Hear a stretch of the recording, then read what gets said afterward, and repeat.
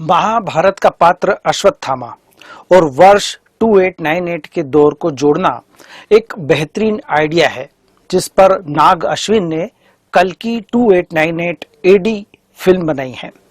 महाभारत के पात्र यूं भी लोगों के मन में रचे बसे हुए हैं, जिसमें से अश्वत्थामा के इर्द गिर्द खासा रहस्य है। श्री कृष्ण ने श्राप दिया था कि उसे कभी मौत नहीं आएगी और वह मौत के लिए तरसेगा। इस पर अश्वत्थामा प्रायश्चित की बात करता है तो श्री कृष्ण कहते हैं कि भगवान का कल्कि अवतार जब जन्म लेने वाला होगा तब अश्वत्थामा को उसकी रक्षा करनी होगी। इस आइडिया पर फिल्म बनाकर निर्देशक नाग अश्विन ने दो तरह के दर्शक वर्ग को जोड़ने की कोशिश की है। एक तो युवा वर्ग है, जिसे फ्यूचरिस्टिक मूवी देखने में मजा आता है कि 2898 के दौर में टेक्नोलॉजी किस लेवल तक पहुंच जाएगी, और दूसरा उम्र दराज दर्शक वर्ग जिसे महाभारत और उसके कैरेक्टर्स में काफी रुचि है। फिल्म में वर्ष 2898 का काशी दिखाया गया है। गंगा निर्जल हो चुकी है, हवा में जहर घुल चुका है, गरीब लोगों की हालत बहुत बुरी है और एक सेब के पीछे वे एक दूसरे को नोच लेते हैं। तो दूसरी ओर अमीर वर्ग है, जिनकी दुनिया रंगीन है, लेकिन वहां गरीबों के लिए नो एंट्री है। भैरव एक बाउंटी हंटर है, जिसका सपना है कि किसी तरह उसे अमीरों की दुनिया में एंट्री मिल जाए। सुमति अमीरों की जेल से भाग खड़ी होती है, उस पर करोड़ों का इनाम है और भैरव को लगता है कि सुमति को पकड़कर वह अपने सपने को पूरा कर सकता है। लेकिन राह में अश्वत्थामा खड़ा हो जाता है। अब किसका क्या कनेक्शन है, इसके कुछ जवाब इस मूवी में मिलते हैं और कुछ के लिए अगले भाग का इंतजार करना होगा। फिल्म की स्टार कास्ट, बजट और स्पेशल इफेक्ट्स रिलीज के पहले ही फिल्म के प्रति दर्शकों की उम्मीद में इजाफा करते हैं और उम्मीद पहले हाफ में बुरी तरह धराशायी हो जाती है। फिल्म का पहला हाफ बेहद स्लो और बोरिंग है। नींद न आने की शिकायत करने वालों की समस्या भी दूर हो सकती है। ऐसा लगता है कि क्या चल रहा है, निर्देशक क्या दिखाना चाहता है, कहानी से कोई कनेक्शन ही नहीं बन पाता। कई तरह के सवाल खड़े होते हैं। नाग अश्विन ने कहानी के लिए बेस बनाने में बहुत ज्यादा समय लिया है।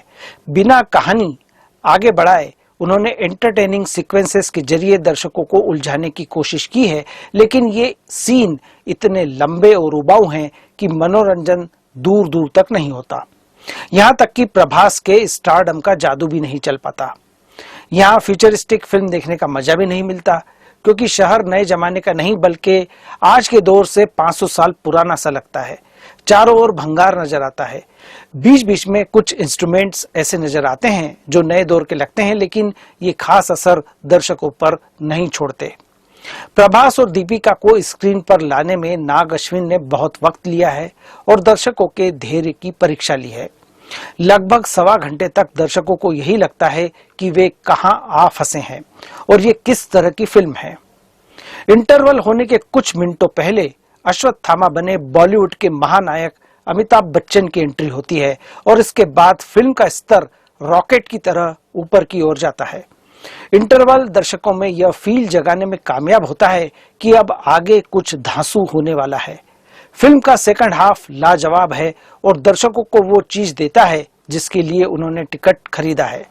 सेकंड हाफ में निर्देशक कहानी के बिखरे हुए डॉट्स कनेक्ट कर चौंकाते हैं, ड्रामे में जान आती है, एक्शन रोमांच पैदा करते हैं, कई बढ़िया सीन देखने को मिलते हैं और अमिताभ और प्रभास के बीच की फाइटिंग लाजवाब है।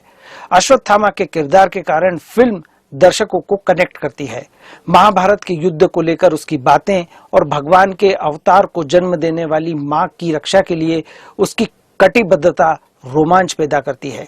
बूढ़े अश्वत्थामा की हजारों हाथियों वाली ताकत जोश जगाती है। सेकंड हाफ देखकर लगता ही नहीं कि इस मूवी को एक ही डायरेक्टर ने डायरेक्ट किया है। सेकंड हाफ में ब्लॉकबस्टर मूवी वाले सारे तत्व नजर आते हैं। नाग ने सेकंड हाफ में फिल्म को इतना तेज रखा है कि ज्यादा सोचने का समय नहीं मिलता। नाग अश्विन ने निर्देशन के साथ साथ स्टोरी, स्क्रीन प्ले और डायलॉग भी लिखे हैं। फिल्म देखते समय कुछ सवाल परेशान करते हैं, जैसे दीपिका के किरदार के बारे में ज्यादा जानकारी नहीं दी गई है। सुप्रीम की क्या इच्छा है, वह आखिर है कौन?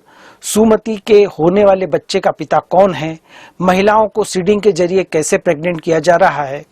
संतुष्ट करने वाले जवाब इन प्रश्नों के स्क्रीन प्ले के जरिए नहीं मिलते। संभव है कि दूसरे भाग में जवाब मिले, क्योंकि दूसरे भाग के प्रति दिलचस्पी जगाने में निर्देशक कामयाब रहे हैं। यदि आपने पहला पार्ट देखा है तो दूसरा भी जरूर देखेंगे। प्रभास के किरदार में ट्विस्ट है, इस रहस्य से पर्दा फिल्म के अंतिम क्षणों में उठता है और दिल यहाँ रोमांचित हो जाता है और दिमाग इस बात को खारिज करता है कि ये कैसे संभव है। इस बात का खुलासा भी दूसरे भाग में ही होगा। निर्देशक के रूप में फर्स्ट हाफ के लिए नाग अश्विन के नंबर काटे जा सकते हैं। हालांकि दूसरे हाफ में उन्होंने खासी भरपाई की है। उन्होंने प्रस्तुतिकरण के लिए कई हॉलीवुड फिल्मों से आइडिया उधार लिए हैं, लेकिन इस बात की तारीफ की जा सकती है कि उन्होंने कई सीक्वेंसेस ऐसे रचे हैं जो हॉलीवुड मूवी को टक्कर देते हैं। एक साई-फाई फिल्म में इंडियन माइथोलॉजी को जोड़ने वाला आइडिया जबरदस्त है। हालांकि हम यह रणबीर कपूर की फिल्म ब्रह्मास्त्र में भी देख चुके हैं। राइटर के रूप में नाग फर्स्ट हाफ को एंटरटेनिंग बनाने में असफल रहे हैं। फिल्म के विजुअल्स शानदार हैं और टेक्निकल टीम की मेहनत इसमें झलकती है। लीड रोल में प्रभास औसत से ऊपर रहे, एक्शन सीक्वेंस में जमे, लेकिन कॉमिक सीन में कमजोर रहे। दीपिका पादुकोण के पास करने को ज्यादा कुछ नहीं था और एक ही एक्सप्रेशन लिए हुए नजर आई। अमिताभ बच्चन ने अपने रोल में प्राण फूंक दिए और उनकी एंट्री के बाद ही फिल्म में भी जान आती है।